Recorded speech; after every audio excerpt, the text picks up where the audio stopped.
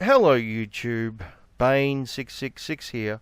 So welcome to my final part of my response to Thomas Smith's podcast called The Red Pill Part 2, MRAs Should Be Democrats. I've finally got through the fucker. Although there is still part 1 to get through sometime at a future date. I don't intend to do that for a little while. I've had a little bit of Thomas Smith overload going through this, and part 1 is far, far worse. So I'll be doing some other things on this in this series before going back to Thomas Smith, just to break it up a bit. But this is the final part of my response to Thomas Smith for now. And in this, once again, Thomas is talking about the sentencing gap. And once again, I have to ask you this. If you are concerned with the sentencing disparity, which I think we should be, I think we should be very concerned with the sentencing disparity. Now, when I say there's a big disparity in racial sentencing, and your response is, well, the gender gap is different, that's not a valid response to the racism in the system, because... Well, that's an interesting argument you're making there, Thomas, because I don't remember that being made anywhere in the Red Pill movie. Maybe you could point out to us exactly where one of the MRAs in the Red Pill movie says that we shouldn't be concerned about the racial element of the sentencing gap. Because I don't remember that, and this is a response to the Red Pill movie, right? But I'm guessing you're talking about MRAs in general, not the Red Pill movie. In which case, could you please point out where MRAs are saying that the racial sentencing gap isn't a thing? I'd be interested in seeing your sources. Now, I know exactly what you're going to do, because you mentioned this later on in your podcast. You're going to use Sargon and Mythicist Milwaukee as your example of MRAs. Right? Even though they weren't MRAs. This is just typical fucking bullshit, right, Thomas? Anyone who disagrees with me must be an MRA. Therefore, I'll just use random people to make an argument against the men's rights movement. It's a tired, old fucking argument, one of which I'm really fucking sick of, to be honest. If you're going to criticize the men's rights movement, criticize actual members of the men's rights movement. The racial gap is still very large, and not just in sentencing. Sentencing is one component of it. The other component is how much we police black neighborhoods, all that kind of stuff. So sentencing and comparing equal sentences is only one portion of it. Yes, and who do you think is being stopped in those black neighborhoods, Thomas? Do you think it's the black men or the black women? Now, I guarantee you, the black men are stopped far more often than the black women. So, yeah, you do have a point. There is an argument for racial discrimination. There's also one for gender discrimination as well. Unfortunately, people on your side tend to ignore that aspect of it. Rather, comparing equal crimes and the sentences for them. So all this is to say, that is a response I received when I spoke to people at the Mythicist Milwaukee thing. I specifically remember someone in particular responding with the whataboutery of, what about the gender discrepancy? To which I said, yeah, no, that sounds bad. Let's do something about that. Well, that is a very, very strange claim that Thomas just made. Because in episode 4 in this series, I made a video talking about Thomas at the Mythicist Milwaukee event, and I criticised him for not talking about the gender aspect of the sentencing gap. In fact, I suggested that it's quite possible he's never actually heard of it. Now, that would be a strange thing for me to do if, in fact, someone asked him about it, and he responded by saying, yeah, that's bad, we should do something about it. But you know what, I want it to be 100% sure, so I've just sat down and watched the whole 1 hour and 20 minutes again, which I wish I didn't have to do, because I've already seen it numerous times. But I did it anyway just to be sure, and I did not hear that question anywhere, nor did I hear Thomas answer that question anywhere. So it's a strange claim that Thomas makes there, that he remembers specifically someone asking him about the gender sentencing gap, and he responded by saying how terrible it is and we should do something about it. I didn't see it in the video. And that video starts before Sargon comes on stage. Thomas has just come out, and Thomas leaves before the end of the video. He just walks out because he's had enough. So, I don't know. If anyone's got an idea where Thomas was asked this question and responded, could you please tell me? Because I'm pretty sure it's not in the bloody video. Unless for some reason I've missed it every single time I've watched it. Very strange claim, Thomas. Although I do remember you saying this. Do you think there's discrimination against women in our society? I'm absolutely certain that there will be someone somewhere who is being discriminated against. Do you think there's discrimination against men in our society? Not really. Unbelievable. Unbelievable. Unbelievable. How did Listen to all these identity politics people all of a sudden. Now, which party, and in fact, which candidate in the 2016 election had criminal justice reform as a strong point in their policy? That was Hillary Clinton. So if, once again, you care about men's issues, you ought to have voted for Hillary Clinton, and you ought to vote Democrat, because... Is that a fact, Thomas? Did Hillary Clinton have something in her campaign about the gender sentencing gap? Really? Gee, that's a surprise. I've never heard that anywhere before. I think you might be making that up. They really, in all of these that we've covered so far, Democrats are again, they're not perfect. There's plenty of flaws with Democrats. There's plenty of flawed people in the Democratic Party. We're seeing that when these sexual harassment scandals, or indeed sometimes sexual assault scandals, are exploding. It affects Democrats just as much as Republicans. That being said, in terms of platform and in terms of which party, given our two-party system, you would want in power if you are a men's rights activist, it should be Democrats, because they are the only ones who actually propose solutions to these things. Is that a fact, Thomas? The Democrats are actually proposing solutions to men's issues? Really? Well, that is very surprising news. I think you'll find that most of their concern, if not all of their concern, is women's issues. Now, if Thomas is right, it should be very easy for him to prove it, right? He should be able to show us Democrats who are talking specifically about men's issues. All right, so we're not talking about prison reform generally, we're talking about the gender sentencing gap. Because I guarantee you, if someone is just for prison reform generally, they're going to miss the gender sentencing gap. They might not even be aware of it because most people aren't, including many politicians. So I'm talking about specifically these issues. But if Thomas is right, he should be able to prove it very, very easily if we look at statistics for men's issues, let's say the sentencing gap, for example. Whenever a Democrat is in power, the sentencing gap should close, at least somewhat. Right, Thomas? And when the Republicans are in power, well, it should widen, if what you're saying is correct. If the only people who give a shit about these issues are the Democrats, then we should see a noticeable change whenever one of them is in power. But we don't see that, do we, Thomas? We don't see things getting better for these issues. And before you accuse me of being a Trump supporter or a Republican, no, these things don't get better when the Republicans are in power either. Both sides are fucked. Both sides don't give a shit about these issues.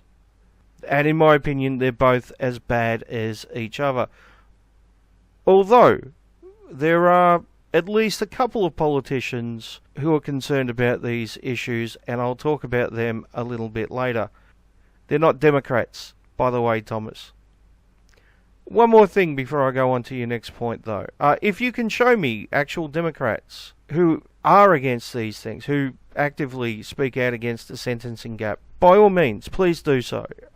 It's quite possible they do exist, but we've just never heard of them. And I'd be more than happy to look at them and to give them credit and to promote them. But I I'm guessing that if they do exist, there's really not many of them. And that is if they exist at all. Next. And I, for one, think that the sentencing discrepancy is very large. It's very disturbing. It's not fair. It's not fair. It shouldn't be true that men and women should get sentenced so differently for similar crimes and for similarly situated people. So like criminal history, all that. When you control for all that, there's still a huge gap, and that is not fair. And I don't, again, in this forum for Ask Feminists, nowhere did I see, oh, good, we want that discrepancy. Nowhere did I see that.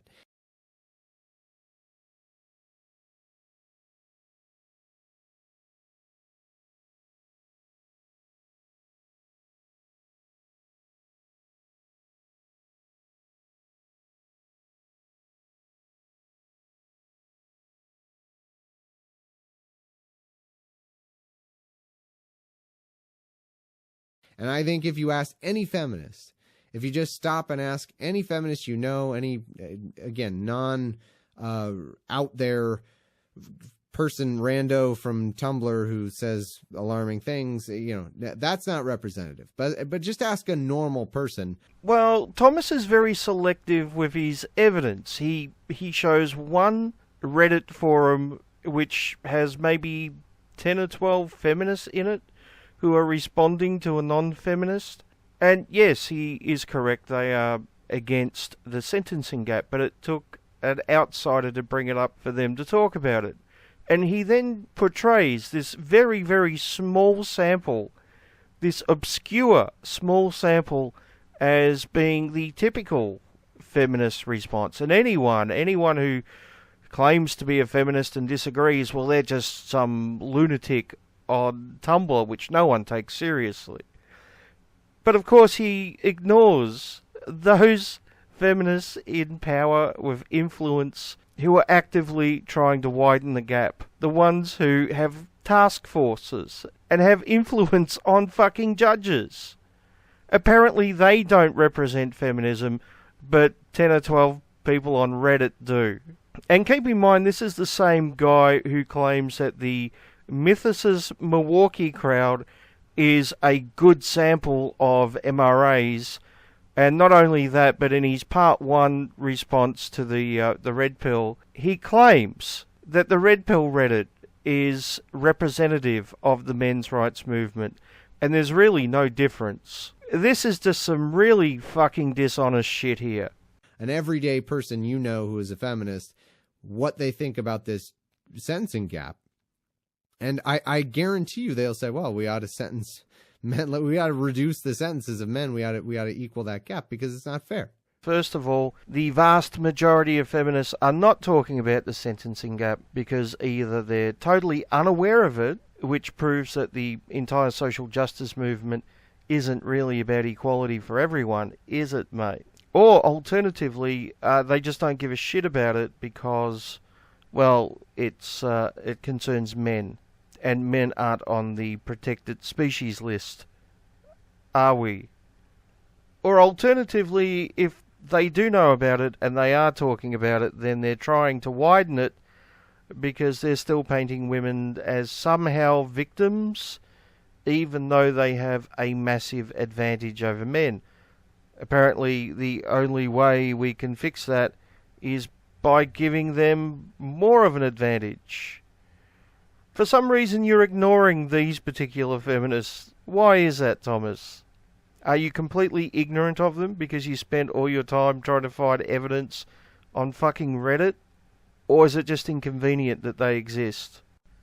And I should add, I really don't care what your everyday coffee shop feminist thinks about the sentencing gap if the ones with actual power and influence are making it worse. That's the fucking concern. Not the ones with no power and no influence and really no interest in it. My concern is the ones with power and influence. I meant to mention also another way that this could be reduced is by more women being in positions of power, because one factor is studies show that just objectification is a big factor. So like if you're attracted to the person, then you're going to be more lenient. And there's a gender gap in this because there are far more heterosexual men in positions of power, especially historically. So therefore, when it's a good-looking woman, they're going to favor them and they're not going to have any sympathy for men. That's a major factor. Studies. An Oxford University student is unlikely to get any jail time after she stabbed her boyfriend and assaulted him in other ways during a alcohol and drug-fueled argument. Now, the student in question is Lavinia Woodward, and she is studying at Oxford to become a surgeon. Okay, so why is it that she gets away with this? Well, we'll get to that detail in just a second. But she is 24 years old. She stabbed her boyfriend in the leg with a bread knife before throwing a laptop, a glass, and a jam jar at him during a row fueled by drink and drugs. Okay, that's according to Ross McGinnis, a Yahoo reporter. The boyfriend called her mother on Skype for help, but Woodward punched him in the face before picking up the bread knife and stabbing him in the leg. Damn. So this was obviously a very violent episode, but the judge has decided that this young woman has a lot of potential, so she's unlikely to face any jail time. In fact, he has postponed the sentencing for 4 months. She will not be sentenced until September, okay? Judge Ian Pringle has delayed sentencing for 4 months and indicated that Woodward may not be jailed because of her potential. Let me give you his exact quote. "It seems to me that if this was a one-off, a complete one-off, to prevent this extraordinary, able young lady from not following her long-held desire to enter the profession she wishes to, would be a sentence which would be too severe." When I say there are people in prison for lesser offences than wounding, I mean, there are people in prison for stuff that they've put on the internet. You know, this woman was guilty of stabbing her boyfriend. Yeah. So there are people in prison for lesser offences than wounding. You've got to look at everything in its total context. This particular stabbing, I'm not underestimating the seriousness of stabbing. You normally start off saying, right, there is a prison sentence, and with her there is a prison sentence. The question is whether it's suspended or not. Well, and to most people watching, they don't consider a suspended prison sentence. Most people don't understand. Is she behind bars today or not? No, she's not. No, she's not. What? She stabbed someone with a dull knife. Okay, she stabbed someone. Like, I'm not saying destroy her, okay, but really, what? Yeah. Okay. First of all, to be fair to her, it was just a butter knife, okay? You can't go around stabbing people. This is insane. Okay, no, fair is fair, okay? If this was a story about a dude doing this to his girlfriend, people would be understandably outraged, right? I don't know if this is a gender thing. I think it's more of a privilege thing. And she's a very cute, attractive, young, white girl. What does the judge... I mean, it seems to me the most inflammatory part of all this, because you've had a lot more experience in this area than any of us have had. So it seems to us quite shocking, but I'm sure probably the reality is this kind of thing happens a lot. It was what the judge said, I think, that is probably the most inflammable part of this. He really made a sort of big case for making an exception based on her intelligence and her likelihood of a good job, a good which career. For some reason he seemed to think, now this phrase too clever, it's been in the papers, it wasn't used by the judge, but he was talking about her wanting to be a brain, was it heart surgeon? Well, he called her a clearly highly intelligent individual. Yeah, and just had a great future. And well, it seems to me those seem to be treated by him as mitigating factors, so reasons to give her a lesser penalty. I would think they're aggravating. She knew better. She was clever. She was well educated. She had all the advantages of life.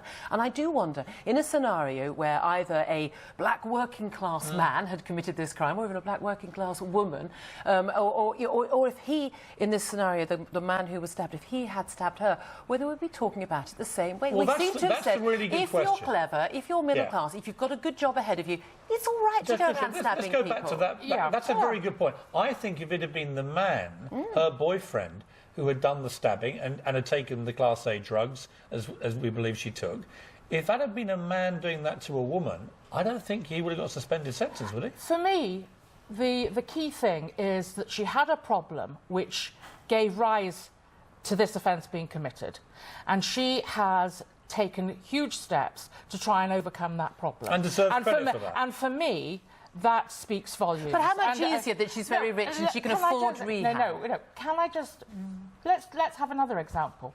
Just say he were a professional footballer, and next Saturday he's playing in a very important football match. Right. Would you be saying the same thing, send him to prison? Yes. Yes. Would you? We've had this very case with footballers involved in sex. To be fair to her. Okay, and so and there seems to be a lot of empathy for her, and I don't feel that same empathy would exist in similar instances or similar cases involving people who look different. Let her go! No, I'm kidding. It's a freaking dull knife. Okay. All right. So let's get real here for a second. Are there issues of privilege? Of course! Okay, now this is the UK, but let's just say, I don't know, so I can't comment enough about the UK. I know the American context.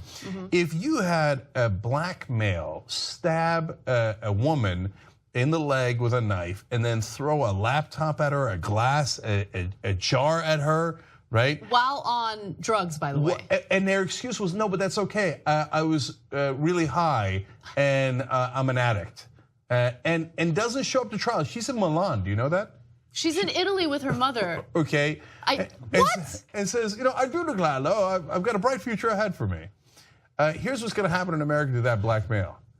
20 years, okay, right? So. And again, look, I want everyone to understand, I'm not saying like, throw the book at her, she should be in prison for 50 years. But here's the thing, it's assault, in the very minimum it's assault, and it's involving a potentially deadly weapon. I know it's a dull knife, but it's still a knife. Yeah, I don't know if dull makes it better or worse, but anyway. You can't go around stabbing people. Of course! All right. I think it's actually a very interesting case, and it's good to hear from a judge who's been at the sharp end of this, because like I said, I think this goes on a lot more than we probably realise. I also think if you study the girl's reaction, she never offended before. There was no pattern of this. Most men who come up for domestic abuse have never offended before. She did do a full mea culpa to the victim and to everybody else. She took her punishment. She went into rehab. She's trying to rebuild her life. She does deserve credit for that. Yeah, but many people in prison have problems with alcohol and drugs, and vast majority of them. So. And look, and if you're a poor white kid out of Nebraska and you stab somebody, you're probably going away for 20 years too. So, so. I think that it's that these judges, and I said the same thing with the Stanford rape case, right? They look at these people and think, there but for the grace of God goes my kid. That's exactly right. Oh, but that's a good kid going to Stanford. That's a good girl. She's going to be a heart surgeon. So sweet. She's going to Oxford. Those rosy cheeks and that blonde hair. Okay, come on. Yeah. She doesn't look like a criminal. Right. It's probably a one-off. Now, how often when you're poor, again, doesn't matter what your race is, if you're poor, do you not look like a criminal? When you go in front of that same judge, all of a sudden they don't think it's a one-off, they don't think you have a bright future, and off to jail you go. Now, the reason I wanted to spotlight this particular case is because Lavinia Woodward really hit the jackpot when it came to getting off scot-free with this particular act of violence. She's upper class and comes from a wealthy family, so I'm sure they could afford the very best lawyers. She's white, and let's not forget, she's also female. And I'm sure the stereotype of males being the abusers when it comes to domestic violence and women being the victims didn't hurt either, even though in this case those gender roles are swapped. The point is, largely due to feminism, they have become gender norms or gender stereotypes for this particular type of case. And I'm pretty sure if a man had have done exactly the same thing to his girlfriend, he would not be getting the special treatment that she got. And let's not forget, she also claimed to be the victim of domestic abuse. Now, she's not claiming that the guy who stabbed her is a domestic abuser, but apparently it happened to her in the past. To my knowledge, this has never been proven, but it is the stock standard response whenever a woman commits an act of violence, it seems. And no, I'm not saying that there aren't actual female victims of domestic abuse. Of course there are. But it does seem to be an excuse which is used continuously by violent women who themselves are abusers. Now, I thought it would be interesting to have a look at an article by, well, parts of an article by feminist journalist Laurie Penny. So the article is called what the Lavinia Woodward case tells us about race, gender, and justice. The role reversal shows just how justice fails women. Really, Laurie, so this particular case shows us how the justice system fails women, even though she got off with a suspended sentence. The judge even pushed the case back so she could go on holidays overseas with her parents. Yeah, that doesn't sound like special treatment at all. I'm sure a man in the same circumstances would have been allowed to leave the country on holiday and get special treatment by having the court case pushed back. But, you know, what can you do? We live in a patriarchy, right? So Laurie Penny goes on to say, Miss Woodward is not getting off scot-free, although you'd hardly know that from the news reports. Yeah, clearly she's suffering. Even as she is spared a jail sentence, her conviction for a violent crime will follow her for life. Yeah, I wonder if you have that same attitude towards men who have been falsely accused of rape, Laurie. Probably not, right? Still, her case could not be more different from those of less privileged women across the world who have been jailed for acting in self-defense. Consider Marissa Alexander, the African-American mother of 3 who was imprisoned in 2012 for firing warning shots at her abusive husband and released only after a nationwide campaign and a 3-year legal battle. Now, it's interesting that Laurie Penny would bring up the case of Marissa Alexander, because it's another example of a woman getting away with shit that a man would not get away with under similar circumstances.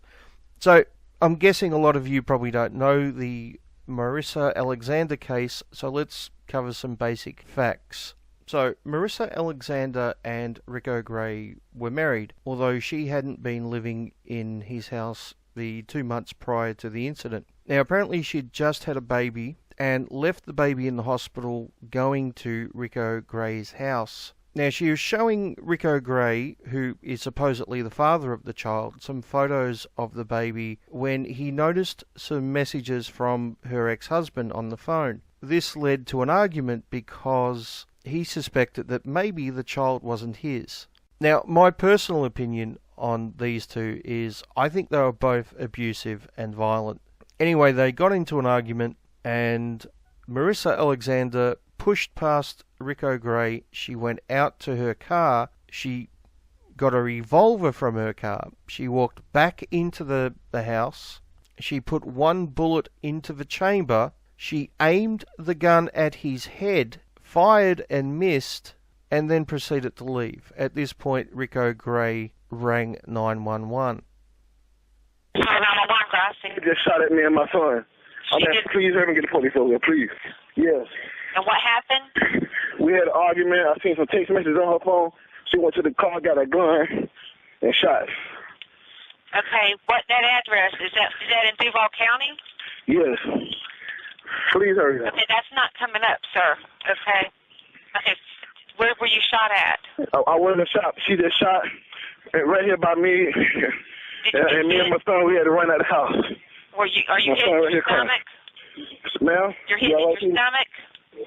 No, I'm not. Neither one of us hit. She just ran and got a gun out of the car. Okay, so neither one of you were shot. She just shot at you. Is that correct? Yeah, she was shooting at me and my son. Okay, so you don't need an ambulance. No.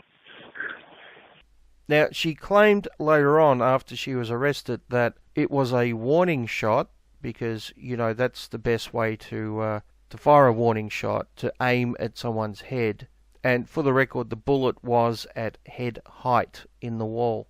And she claimed that the reason why she did this was because he had been abusive in the past, she feared for her life, and she couldn't get out through the garage door, although the police investigation showed that there was nothing wrong with the garage door. I should also add that Rico Gray's 2 children were standing next to him when she fired the warning shot at his head. So she was arrested and released on bail and told to stay away from Gray, but despite that, there was another domestic abuse situation. Have a guess who the perpetrator was. So apparently she wanted to stay at Gray's home overnight and he refused, so she proceeded to give him a swollen and bloodied eye. Gray rang 911 again and she fled the scene before the police arrived. Now remember that the media has painted her as the domestic violence victim in all of this, and Gray as the perpetrator. Yet we have two incidences, one where she fired a gun at Gray's head and another where she violently assaulted him when she was out on bail for the first incident. But she's just a victim, remember? So the police finally caught up with her about an hour after the incident, and she claimed she didn't know anything about it and that she had an alibi. Although this really didn't hold up, and she changed her story to claim that he had attacked her first. Even though she had no signs of physical abuse, he did, though, remember. So I would say that she has zero credibility in this particular story. She is clearly a violent woman, and to be fair, Gray has a past of domestic abuse as well. Like I said before, I think they're both violent people. Yet the media chose to portray this as she's the innocent victim and he is the evil perpetrator. She was just trying to defend herself, even though they totally ignore the part where when she was out on bail that she assaulted him and then lied about it. Apparently that's not newsworthy. It doesn't fit the narrative of the male aggressor and the female victim.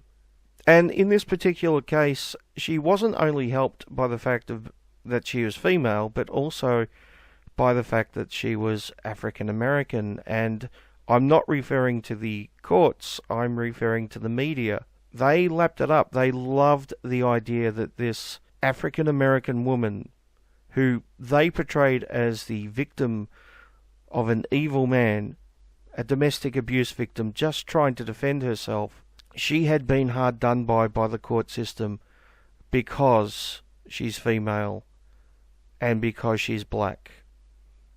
And this narrative worked. She eventually got out of jail, even though the evidence was against her and she was found guilty in a court of law. There was such a public outcry over this poor innocent woman that they eventually let her out. So I do find it incredibly ironic that Laurie Penny would use this particular person, this particular story, as an example of women who are hard done by the justice system. I think it tells a totally different story. I think it tells the story of female abusers claiming victimhood and getting away with it. That kind of sounds familiar, doesn't it? Anyway, let's have a look at a couple of other bits from this Laurie Penny article. Laurie Penny goes on to say, another reason Woodward's story seems unusual is because this sort of violent behaviour is not how posh, precocious white women are supposed to fall apart. Troubled young women of all backgrounds are expected to take their rage out on their own bodies, silently and in secret, cutting and drugging and starving themselves. Maybe Laurie Penny is unaware of the extremely high male suicide rate. That's men taking shit out on themselves, by the way, Laurie Penny. It's a little bit more serious than cutting. Anyway, she goes on to say, it's young men who are expected to act out violently, and when they do, it is rarely considered news. Are you fucking serious? She can't be serious. Anyway, she goes on to say, even when judges let them off with a slap on the wrist, boys, after all, will be boys. I'd love to see an example of a male domestic abuser saying that he had previously been the victim of domestic abuse and therefore he shouldn't be held accountable, and that defence actually working in a court of law. I just can't imagine that happening. It goes on to say, A great many people are blowing off steam online by venting their rage at Woodward, insisting that she benefited from the so-called pussy pass. Well, it definitely seems like she did. An alt-right myth whereby, against all evidence to the contrary, it is women, not men, who get away with bad behaviour because of their gender. Yeah, it really sounds like Laurie Penny knows about the sentencing gap and is really fighting against it, Thomas. She seems to be a feminist crusader who just wants equality for everyone, right? Not an ideologue who only sees women as victims and men as perpetrators. Yeah, definitely not that. But also, it does affect merely people who society views as less attractive, regardless of gender. And that's another thing that's totally unfair. I mean, while we're going to do some whataboutery, these sentences ought to be fair for everybody. They really should. That goes for race, that goes for gender, and that goes for if the person is good looking or not. That shouldn't be a factor. What should be a factor is we should do our best to make it reasonable based on the crime and based on the history. I think we ought to far and away favor rehabilitation over punishment. We ought to not imprison addicts. We ought to, there's all kinds of things.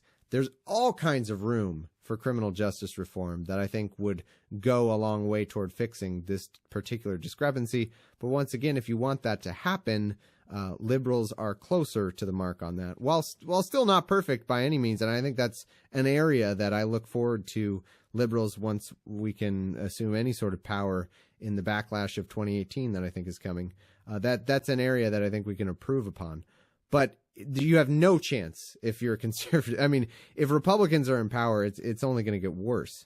Okay, you should be able to prove that, Thomas. If you can show me that the sentencing gap narrows whenever Democrats are in power and widens whenever the Republicans are in power, I will agree with you. Personally, I think there's going to be absolutely no difference whatsoever. But, I'm happy to stand corrected.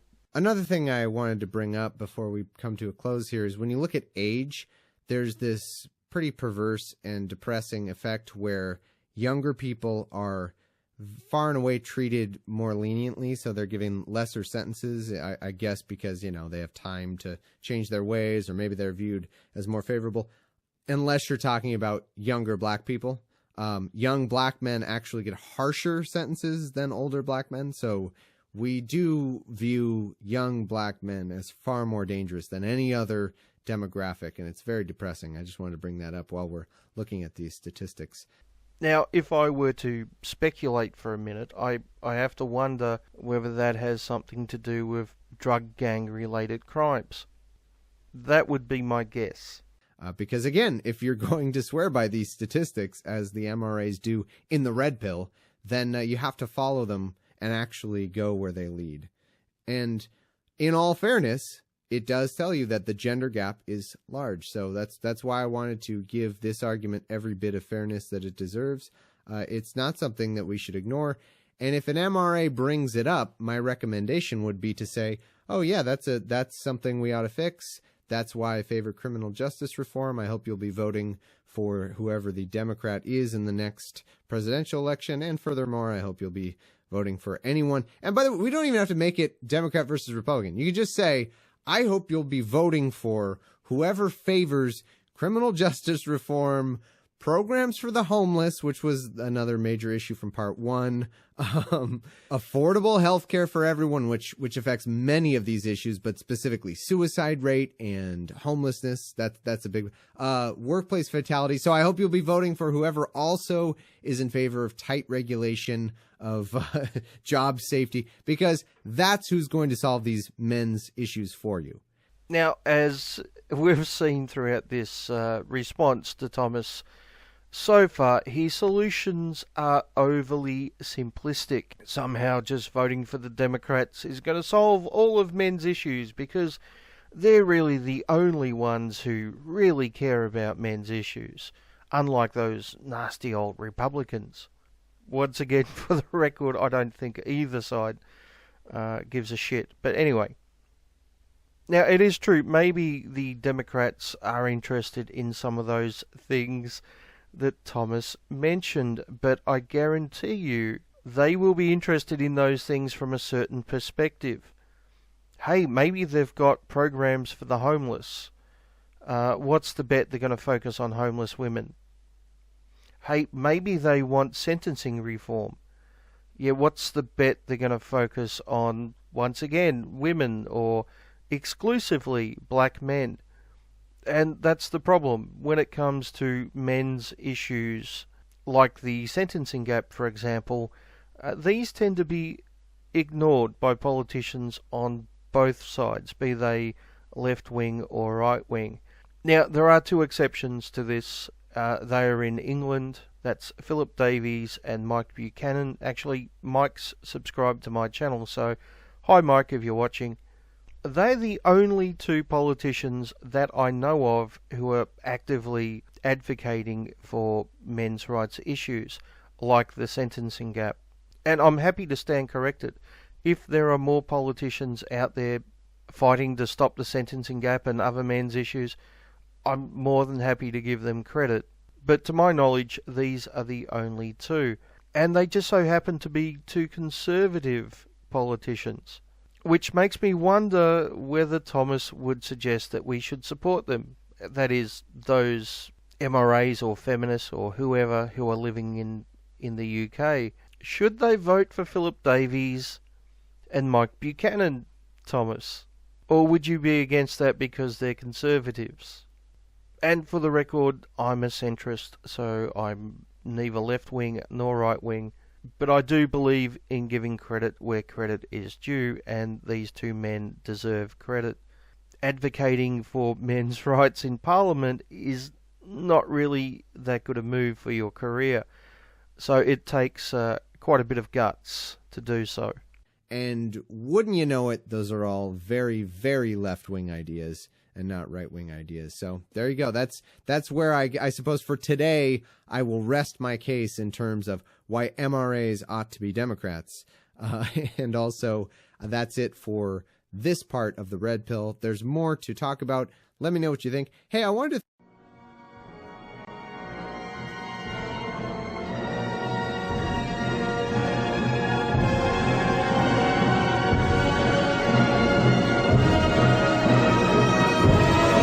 So earlier in the video, Thomas had this to say. You know, I meant to mention also another way that this could be reduced is by more women being in positions of power. And I thought we would have a quick look at it.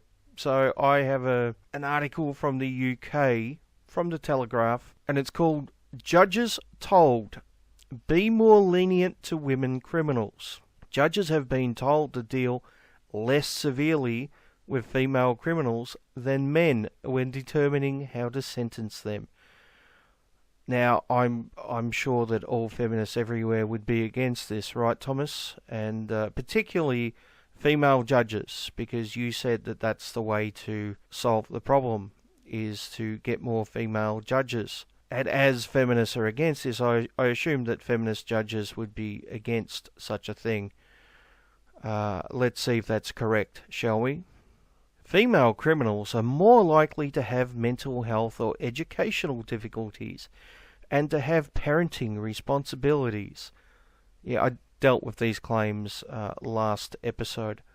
While a lower proportion will have committed violent crimes than men according to new guidelines. Judges ought to bear these matters in mind when passing sentences.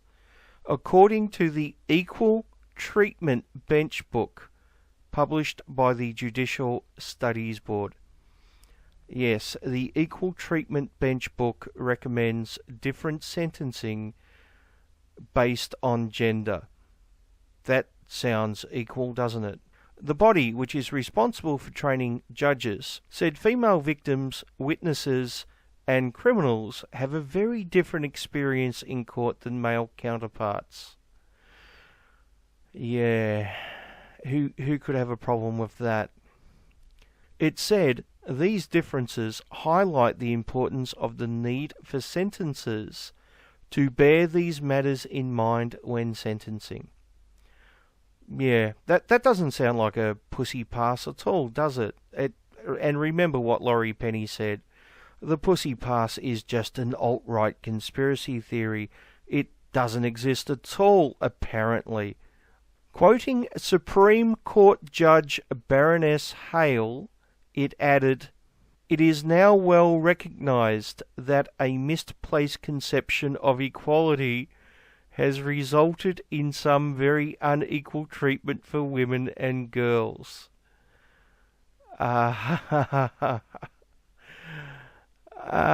Yes. Supreme Court Judge is being quoted here, Baroness Hale. And apparently a misplaced conception of equality has resulted in some very unequal treatment of women and girls. That is a fascinating statement, considering men get longer sentences for committing exactly the same crimes. Now, you may be wondering who Supreme Court Judge Baroness Hale is. And she is a self-described feminist who has since been promoted to President of the Supreme Court. So let that sink in for a second. We have a female judge who's a self-described lifelong feminist who thinks that a misplaced conception of equality has led to very unequal treatment of women and girls in the legal system, despite the fact that women get preferential treatment in the legal system. And I think if you ask any feminist, if you just stop and ask any feminist you know, any, again, out there person rando from Tumblr who says alarming things, that's not representative. But just ask a normal person.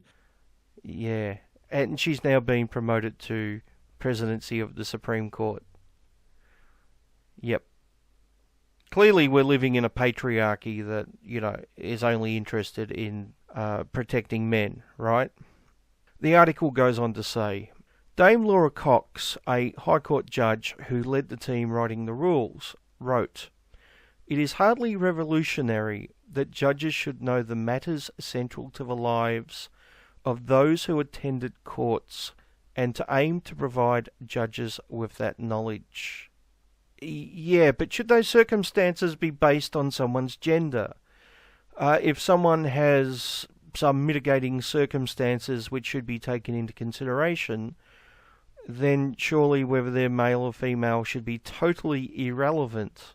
If we're going to say that someone who is a parent should get less of a sentence or maybe a suspended jail sentence because they have children to care for, then it should be irrelevant whether they're a mother or a father. If we're going to say someone has a history of mental health issues or drug use or being abused, then it should be irrelevant whether that person is male or female. We should take those things into consideration for everyone. But apparently these things only count for women because women have a special experience in life when they go through these things. It's different than when men go through it because of patriarchy or something. Because women are oppressed, and that's why we need to give them special treatment, even in circumstances where they get special treatment already. We need to give them more, right? Yeah. And in case you're wondering, Dame Laura Cox is also a self-described feminist. So let me be clear. I do not have a problem with women judges, right? I don't care if a judge is male or female or black or white or whatever, as long as they're fair and as long as they keep ideological bias out of the court system. And unfortunately, I can't see feminist judges doing that.